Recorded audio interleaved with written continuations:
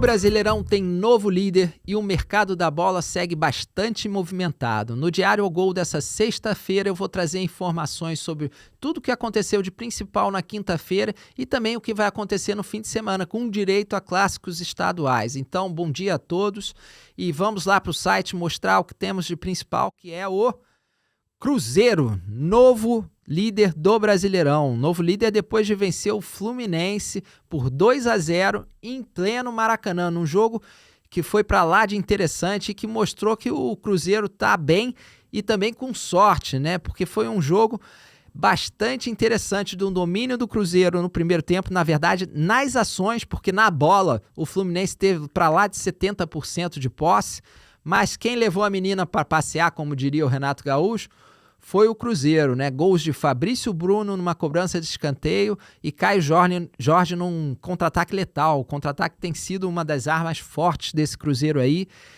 E também tivemos aqui umas notícias não tão boas, tanto para Fluminense quanto para o Cruzeiro, né? A primeira é a despedida de Arias. Esse jogo marcou provavelmente o último de Arias com a camisa do Fluminense. Arias, que é o principal jogador hoje do setor ofensivo do Fluminense e que vai para o Wolverhampton. Mas quem pode estar de saída também, e isso aí seria uma surpresa, né?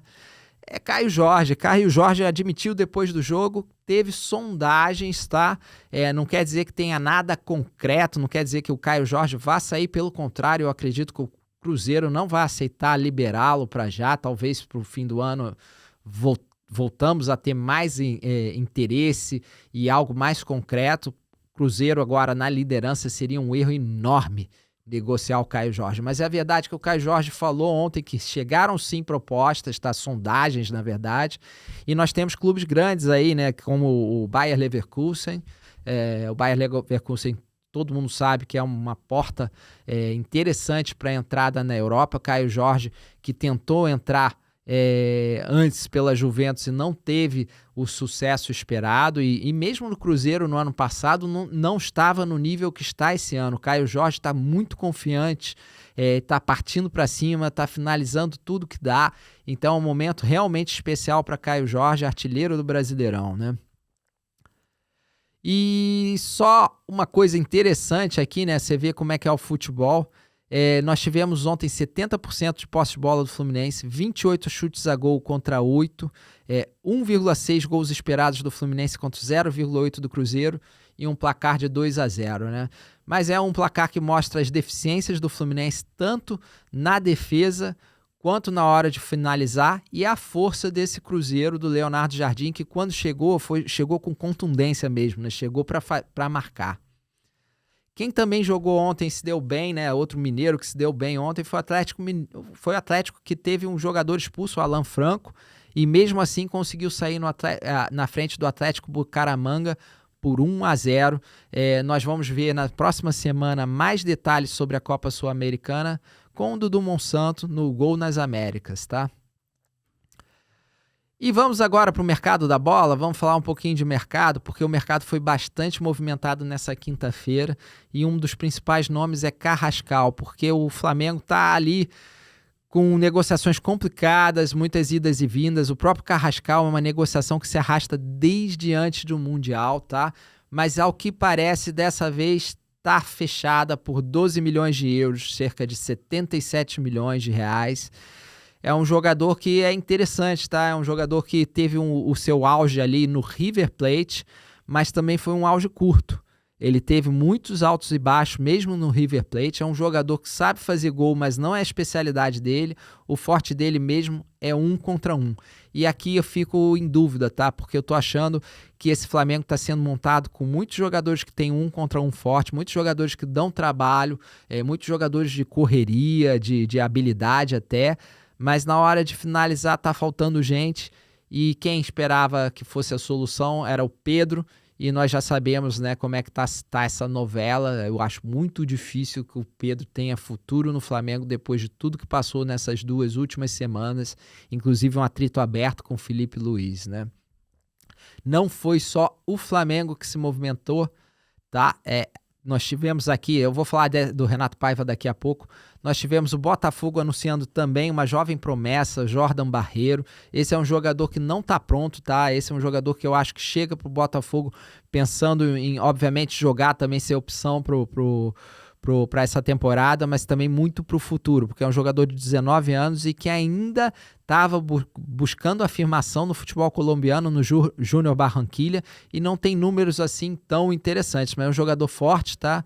É um jogador de muita intensidade também e que está dentro desse padrão, novo padrão Botafogo, um jogador com futuro. Eu só não sei se para 2025 é uma opção assim tão forte para mudar o patamar do time. E no Inter nós tivemos também um reforço já mais experiente, né? Richard, eu não sei se vocês lembram dele, Richard fez sucesso no Fluminense, depois foi pro Corinthians, teve passagem pro Ceará, Cruzeiro, Vasco.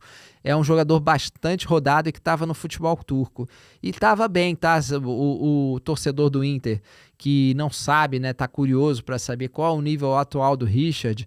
Pelo menos lá na Turquia ele vinha bem no Alanyaspor, tá? Até 2 temporadas lá, fez 69 partidas, teve bons números assim. Obviamente é um jogador mais de marcação, não vai entregar tantos gols e assistências, mas é um jogador que acho que vem bem, não vai chegar aqui fora de forma, em fim de carreira, apesar de ser um jogador experiente, é um jogador que vinha jogando.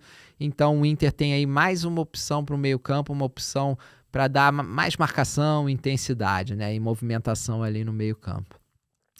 E o Fortaleza, que teve a despedida nessa semana sempre emotiva do Juan Vojvoda, já acertou seu novo técnico, é Renato Paiva. E aqui eu fico, assim, um pouco dividido, né? É bom que o Fortaleza, pelo menos, parece ter uma visão para o futuro, né? Tem uma visão de um técnico que entende ali uma estrutura parecida com o que o Vojvoda pregava em termos táticos.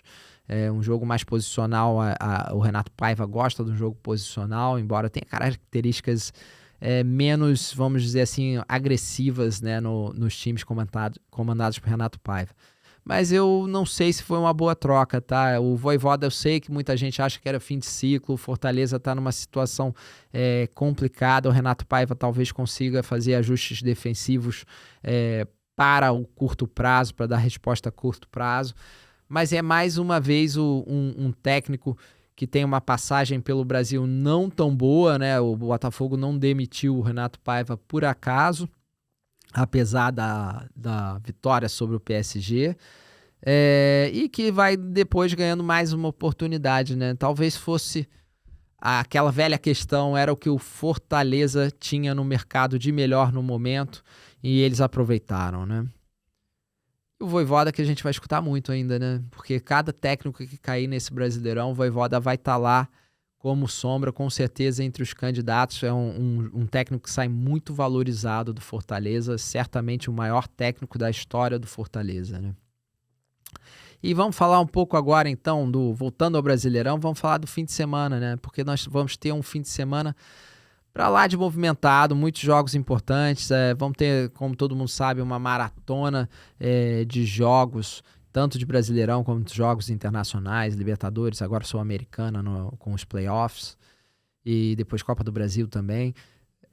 Nesse fim de semana nós temos clássicos e clássicos bem grandes, São Paulo e Corinthians no sábado, e Fla-Flu 2 que estavam no Mundial já vão se enfrentar. O Fluminense fez apenas um jogo desde que voltou, foi esse contra o Cruzeiro, e vai pegar logo o Flamengo, seu maior rival do estado, né? Vai ser um jogo para lá de interessante também, mas nós temos ainda Fortaleza-Bahia, o Fortaleza que precisa vencer a qualquer custo, e um Bahia que vive um momento cada vez mais estável, cada vez mostrando que está lá em cima, inclusive com um jogo a menos aqui que o Bragantino, né, e que o Cruzeiro. É um time que não podemos descartar ali na briga pelo Brasileirão não, viu? Ninguém tem falado muito do Bahia lutando pelo título, né? Temos falado do Palmeiras antes, o Palmeiras que deu uma queda, mas também tem jogos a menos. E temos o Cruzeiro aqui assumindo a liderança, mas o Bahia está nesse bolo.